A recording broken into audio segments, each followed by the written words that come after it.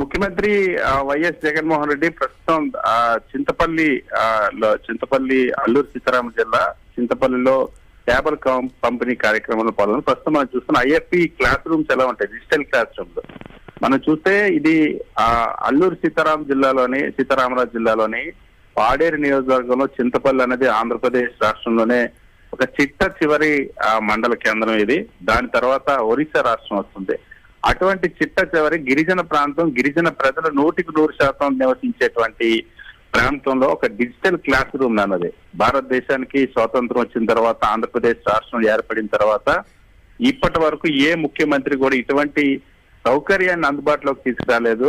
పేద విద్యార్థులు, ముఖ్యంగా అట్టడుగులు ఉన్నటువంటి గిరిజన దళిత విద్యార్థులు చదివేటువంటి స్కూల్లో గిరిజన విద్యార్థులకు సంబంధించినటువంటి ఆ క్లాస్ రూమ్ ఏ విధంగా నిర్వహిస్తున్నారన్న అంశాన్ని విద్యార్థులతో కలిసి ముఖ్యమంత్రి వైఎస్ జగన్మోహన్ రెడ్డి